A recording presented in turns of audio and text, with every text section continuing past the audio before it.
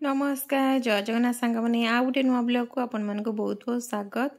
तो सकाल सकाल ठाकुर पूजा सारी आवे चली ब्रेकफास्ट करने ब्रेकफास्ट कर सारिकी रोषेबास सब सरला आसला आज 2टा ताल तो भाविलु ताल आज टे आउ टे रखीदेबू बोली तो से ताल को देखुना प्रथम भलसे धोई देकी गोटे बड़ जगार तार सब चोपा छड़े दूची भलसे चोपा छड़े सारापर या भलसे मु पानी रे चकटी देवी प्रथम छुरी रे बाहर करदेवी तार रस सबू तापर भलसे पानी रे अल्प धोई भलसे तार रस सब बाहर करनेबी।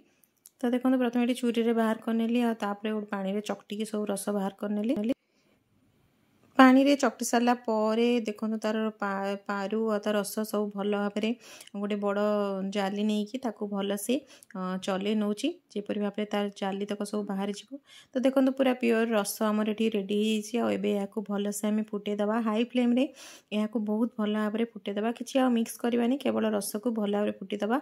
देखो तार हल्का कलर चेंज हो गलानी आ भलसे उतुरी भी गलानी भलसे फुटिलानी एबे या बाहर कर रखिदेवा ठंडा होगापाई। छतु तरकारी दही बैगण छतु पोड़ा ता सहित भिंडी भजा पापड़ डाली आ भात समस्ते खाई पी सारे मुझे मोर बाड़ी सारी खायापी तो चली मु खायापी खाई सारिकी आसला देखिली तो यहाँ भलसे ठंडा हो गला या रखीदे फ्रिज रे आप फ्रिज स्टोर करके रखिपारे 3-4 दिन पर्यंत आप जो इच्छा से अमाउंट रस काढ़ी यूज करें। तो मुझे ठंडा रखी आज मैं ब्लॉग टी पास भल लगे लाइक कमेंट शेयर करेंगे बोलिए। Bye bye.